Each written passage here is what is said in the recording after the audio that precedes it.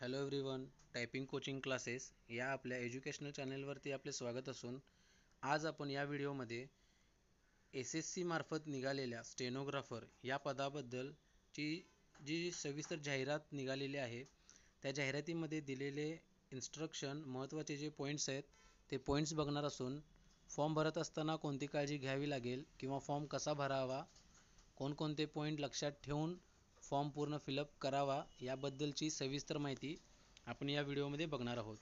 चॅनलवरती जर नवीन आला असाल तर हा व्हिडिओ स्किप न करता व्यवस्थित बघून घ्या, कारण याच्यामध्ये जी माहिती दिली जाणार आहे ती तुमच्यासाठी अत्यंत महत्त्वाची असून फॉर्म भरताना तुमच्या ज्या बारीक सारीक चुका होत असतील किंवा एखादा पॉईंट समजत नसेल तर असे सगळे प्रॉब्लेम्स तुमचे दूर होणार आहेत. त्यामुळे ही व्हिडिओ स्किप न करता शेवटपर्यंत व्यवस्थित बघा. तसेच ज्यांचं स्टेनो कंप्लीट झाला आहे किंवा जे करत आहेत त्यांना हा व्हिडिओ नक्कीच शेअर करा. ठीक आहे, तर बघा आपण व्हिडिओ स्टार्ट करूयात. स्टेनोग्राफरची जी ही जाहिरात निघालेली आहे ती स्टाफ सिलेक्शन कमिशन मार्फत 26 तारखेला जाहिरात रिलीज झाली असून याची लास्ट तारीख 17/8/2024 आहे. इथं त्यांनी डेट वगैरे मेन्शन केलेलं आहे की 26 तारखेला स्टार्ट झाली आहे आणि 17 तारखेला याचा शेवट होणार आहे.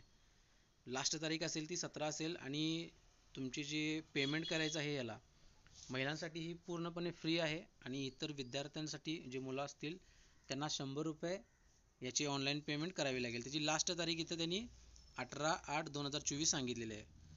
तर हा फॉर्म भरत असताना तुम्हाला जी काळजी घ्यायची आहे ती आपण पुढे स्टेप बाय स्टेप बघू.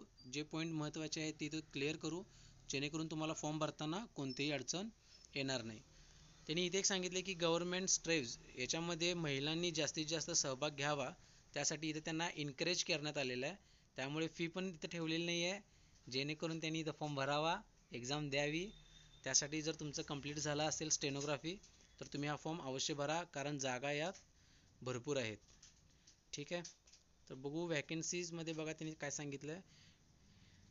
टेंटिव्ह वॅकन्सीज देअर आर अप्रॉक्स 2006 म्हणजे 2006 जागांसाठी भरती निघालेली आहे, ज्याच्यामध्ये वेगवेगळ्या कास्टसाठी किंवा वेगवेगळ्या कॅटेगरीसाठी जे काही इथं वॅकन्सीचा काउंट असेल तो कमी जास्त असेल. त्यामुळे येथे शक्यतो फॉर्म भरा ज्यांचं स्टेनोग्राफी कंप्लीट आहे. त्याचबरोबर याच्यामध्ये सांगितलेलं आहे त्यांनी की स्टेनोग्राफीला जे एज क्वालिफिकेशन असेल, जे एजचा क्रायटेरिया असेल तो मिनिमम स्टेनोग्राफर ग्रेड सी साठी 18 ते 30 इयर आणि जे स्टेनोग्राफर ग्रेड डी साठी भरणार आहेत त्यांना 18 ते 27 वर्ष. म्हणजे सी कॅटेगरीसाठी भरत असाल तर 18 ते 30 वर्षाचं एज क्रायटेरिया असेल आणि स्टेनोग्राफर ग्रेड डी साठी भरत असाल तर 18 ते 27 असेल. त्याचबरोबर जे कॅटेगरी वाईज असतात कास्टचे, SC ST OBC ओपन असेल, PWD असेल, तर त्यांना जे एजचं रिफ्लेक्शन मिळतं कॅटेगरीनुसार ते या चार्टमध्ये त्यांनी इथं दिलेलं आहे. त्यामध्ये जे महत्त्वाचे असतील ते इथं मेन्शन केलेले आहेत. याप्रमाणे तुम्ही कॅटेगरी वाईज लक्षात घेऊन फॉर्म भरू शकता. त्यानंतर याच्यामध्ये त्यांनी सांगितलेलं आहे जो तुम्ही फॉर्म भरणार आहात त्या फॉर्मचं जे फॉर्मॅट असेल तो JPEG मध्येच असेल. त्याची साईज मिनिमम 10 ते 20 KB असेल. जर तुम्ही सेंटीमीटरमध्ये किंवा विड्थ हाईटनं सेव्ह करणार असाल तर ह्या कॅटेगरीच्या रिफ्लेक्शनमध्ये सेव्ह करावं लागेल. आणि फॉर्म भरण्याची जी लास्ट डेट आहे ती 17/8/2024 आहे. त्यामुळे हा फॉर्म अगदी व्यवस्थित त्यांनी दिलेल्या तारखेच्या आधी भरून घ्या, जेणेकरून तुम्हाला नंतर काही प्रॉब्लेम येणार नाही. त्याचबरोबर याची जी ॲप्लिकेशन फीज आहे ती फक्त 100 रुपये असून महिलांसाठी SC ST PWD आणि ESM साठी पूर्णपणे फ्रीमध्ये आहे. त्यामुळे हा फॉर्म मोस्टली सगळ्यांनी भरावा. आणि याची फॉर्म भरल्यानंतर पेमेंट करायचं जर राहिलं असेल, काही वेळेला सर्व्हर क्रॅश होतो किंवा डाऊन होतो त्यावेळेला पेमेंट होत नाही, तर यासाठी एक दिवस एक्स्ट्राचा दिलेला आहे. 17 तारीख लास्ट आहे आणि पेमेंट करण्याची लास्ट तारीख 18 दिलेली आहे. त्यामुळे व्यवस्थित फॉर्म भरा जेणेकरून काही प्रॉब्लेम येणार नाही. जर काही तुमच्या मिस्टेक्स होत असतील तर इथे त्यांनी सरळ सांगितलं आहे की तुमचा फॉर्म हा रिजेक्ट केला जाऊ शकतो. त्यानंतर fee once paid shall not be refunded. Fee जर तुम्ही एकदा भरली तर ती फी तुम्हाला रिफंड केली जाणार नाही. त्यामुळे व्यवस्थित सगळं चेक करा, त्यानंतर फॉर्म कंप्लीट करा. त्यानंतर ॲप्लिकेशन जी विंडो ओपन होणार आहे, त्या विंडोमध्ये तुम्हाला फॉर्म भरल्यानंतर फॉर्म जर करेक्शन करायचं असेल, जर एखाद्या वेळेस काही मिस्टेक झालीच फॉर्म भरत असताना, मोस्टली होत नाही पण नजर चुकीमुळे काही एखादी मिस्टेक झाली, तर फॉर्म करेक्शनसाठी तुम्हाला 27/8 ते 28/8 म्हणजे 1 दिवसाचा कालावधी दिलेला आहे, ज्याच्यामध्ये तुम्ही फॉर्म रीचेक करून त्यामध्ये करेक्शन करू शकता.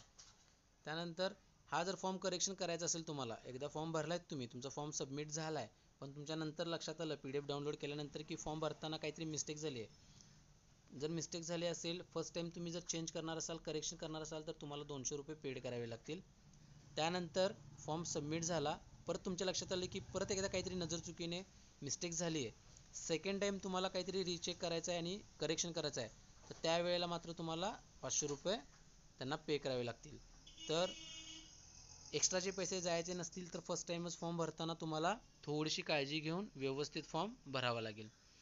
त्याचबरोबर याचा जो परीक्षेचा सिलेबस असेल, तो तुमचा एक जनरल इंटेलिजन्स अँड रिझनिंग असेल, सेकंड नंबर जनरल अवेअरनेसचे असेल, तिसरा टॉपिक असेल इंग्लिश लँग्वेज अँड कॉम्प्रेन्सेशन. याचे नंबर ऑफ क्वेश्चन पॉईंट 1 आणि पॉईंट 2 ला 50-50 असतील, आणि पॉईंट जो थर्ड आहे इंग्लिश लँग्वेजचा, त्याला 100 क्वेश्चन्स असतील. याच्यामध्ये पहिल्या 2 पॉईंटला जे स्कोर आहे तो 50-50 मार्काचा आहे, आणि लास्टवाला 100 मार्काचा आहे. पूर्ण एक्झाम ही तुमची 2 तासाची असेल, आणि जर तुमचं काही एक्स्ट्राची कॅन्डिडेट जे असतील डिसेबिलिटीचे, त्यांना 2 तास 40 मिनिटाचे असेल. याप्रमाणे तुमचे हे एक्झामचा स्कोरिंगचा क्रायटेरिया आणि वेळेचा क्रायटेरिया इथे मेन्शन केलेला आहे टेबलमध्ये. त्याप्रमाणे तुमची एक्झाम कंडक्ट केली जाईल. त्याचबरोबर याचे जे क्वेश्चन्स असतील ते ऑब्जेक्टिव्ह टाईप मल्टिपल चॉईस असतील, इथे त्यांनी सांगितलेलं आहे. त्याचबरोबर याची लँग्वेज जी असेल ती दोन्हीसाठी इंग्लिश आणि हिंदी असेल. There will be negative marking, म्हणजे ही जी एक्झाम होणार आहे ती पूर्णपणे नेगेटिव्ह मार्किंग सिस्टीमप्रमाणे होईल. जर याच्यामध्ये तुमचा एक क्वेश्चन चुकला तर बरोबर आलेल्या क्वेश्चनच्या मार्किंगमधून 0.25 मार्क्स प्रत्येक रॉंग ॲन्सरसाठी मायनस केले जातील. ही जी एक्झाम होणार आहे ती कॉम्प्युटर बेस्ड एक्झाम होणार आहे, जी ऑनलाईन असेल.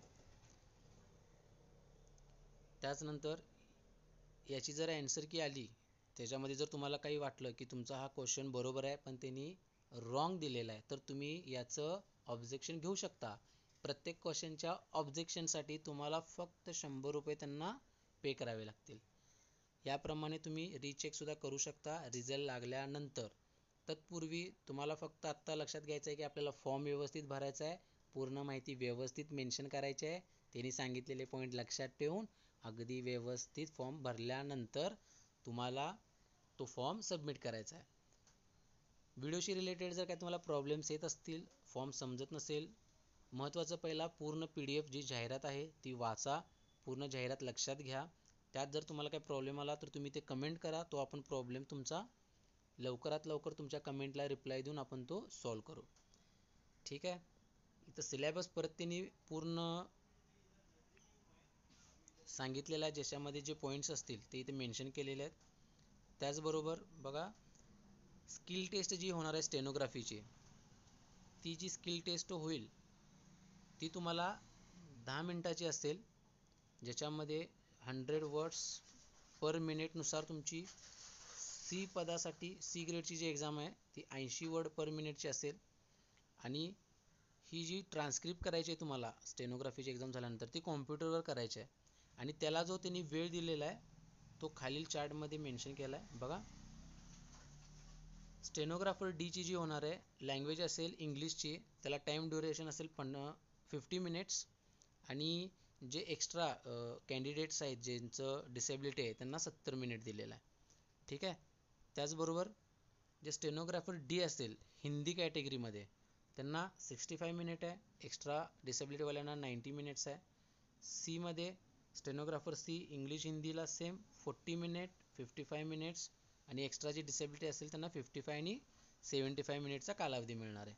याच्यामध्ये जी तुमची स्किल टेस्ट होईल त्याला तुमचा जो मीडियम असेल, फॉर्म भरताना तुम्हाला तिथे मेन्शन करावं लागतं की तुम्ही इंग्लिश मीडियममध्ये स्टेनोग्राफी स्किल टेस्ट देणार आहात की हिंदीमध्ये देणार आहात. तुमचं जे कंप्लीट झालेलं आहे ते तुम्ही तिथे मेन्शन कराल आणि त्याच लँग्वेजमध्ये तुमची स्किल टेस्ट घेण्यात येईल. याच्यामध्ये जे तुम्हाला फॉर्म भरल्यानंतर कॉल लेटर वगैरे येईल ते तुमचं सगळं तुमच्या ईमेलवरती आणि तुमच्या फोन नंबरवरती त्याचे नोटिफिकेशन किंवा डेट्स येत असतात. त्यामुळे तुम्ही चालूचा फोन नंबर आणि तुमची चालूची ईमेल आय डी तिथं मेन्शन करा, जेणेकरून तुम्हाला पुढील अपडेट तुम्हाला तुमच्या मोबाईलवरती वेळोवेळी मिळत राहतील.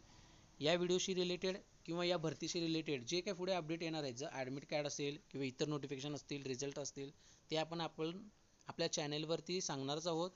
तसेच आपल्या चॅनेलचा व्हॉट्सअप ग्रुप आहे जो पूर्णपणे सेफ आहे मुलामुलींसाठी, तोही तुम्ही जॉईन करून ठेवा, जेणेकरून अशाच नवनवीन भरती ज्या येत राहतील, अपडेट येत राहतील, तिथे तुम्हाला वेळोवेळी लवकरात लवकर मिळतील. डिस्क्रिप्शन बॉक्समध्ये आपल्या व्हॉट्सअप ग्रुपची लिंक दिलेली आहे, तिथून तुम्ही जॉईन करू शकता.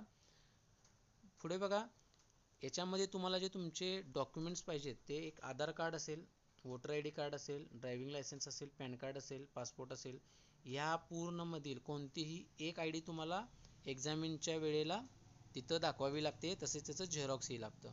ठीक आहे. त्याचबरोबर डॉक्युमेंट व्हेरिफिकेशन जे होईल DVला, सगळी तुमची प्रोसेस पूर्ण झाल्यानंतर तिथे तुमचे सगळे original document up to date लागतात. OBC मध्ये असाल किंवा इतर कॅटेगरीमध्ये असाल ज्यांचं नॉन क्रिमिलियर सर्टिफिकेट निघतं ते अपडेटेड लागेल. त्याचबरोबर पोस्ट प्रेफरन्स देताना तुम्हाला तुमच्या मनपसंतीनुसार, तुमच्या स्कोरिंगनुसार इथं तुम्ही चूज करू शकता. जे मोड ऑफ सिलेक्शन होईल, ज्याच्यामध्ये मिनिमम क्वालिफिकेशन जे मार्क जे असतात ते तुम्हाला UR साठी मिनिमम 30% तुम्हाला स्कोर व्हायलाच पाहिजे टोटल एक्झामिनेशनमध्ये. आणि त्यानंतर याचं मेरिट ठरत असतं. पासिंग मार्क्स 30% आहेत, पण जे मेरिट ठरतं ते थोडं कमी जास्त होऊ शकतं. OBC EWS वाल्यांसाठी 25% सांगितलेत आणि ऑल अदर कॅटेगरीसाठी 20%. हे झाले तुमचे मिनिमम पासिंग मार्क्स.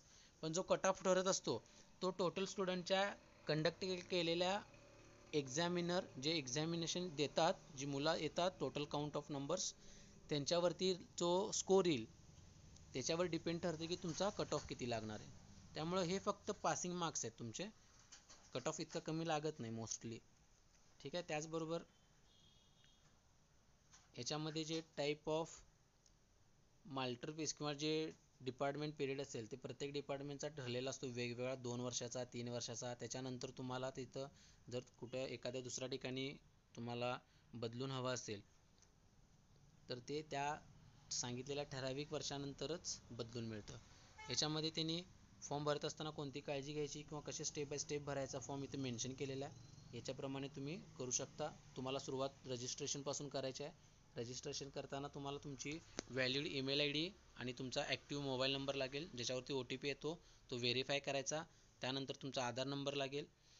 त्याचबरोबर तुमची जी इन्फॉर्मेशन आहे, तुमची पर्सनल इन्फॉर्मेशन असेल, तुमची एज्युकेशनची पर्सनल इन्फॉर्मेशन असेल, ती सगळी इथं तुम्हाला मेन्शन करायची आहे.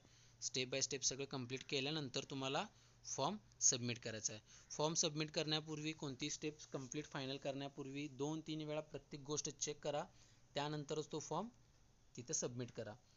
प्रत्येक जे डॉक्युमेंट तुम्हाला अपलोड करायचं आहे तिथं त्यांनी प्रत्येकाची साईज इथं मेन्शन केलेली आहे. त्या साईजप्रमाणेच तुमचे सगळे डॉक्युमेंट तयार ठेवा आणि मगच फॉर्म भरायला सुरुवात करा, जेणेकरून तुम्हाला कोणताही फॉर्म किंवा कोणतीही माहिती तिथं भरताना प्रॉब्लेम येणार नाही. आपण आपल्या चॅनेलवरती असेच वेगवेगळ्या भरतीशी रिलेटेड व्हिडिओ अपलोड करत असतो, ज्याच्यामध्ये आपण पूर्णपणे जी माहिती दिलेली आहे ती सोप्या पद्धतीत प्रत्येकाला समजेल या हिशोबानं आपण प्रत्येक माहिती इथं डिस्क्राईब करत असतो. त्यामुळे तुम्ही चॅनेलवर नवीन आला असाल किंवा आधीचे आपले विद्यार्थी असाल तर व्हिडिओ लाईक करा. तुम्हाला या भरतीशी रिलेटेड येणारे प्रॉब्लेम्स कमेंट करा, जेणेकरून ते आपण सॉल्व करू. आणि तुमच्या मित्रमैत्रिणीमध्ये, तुमच्या ग्रुपमध्ये हा व्हिडिओ नक्की शेअर करा.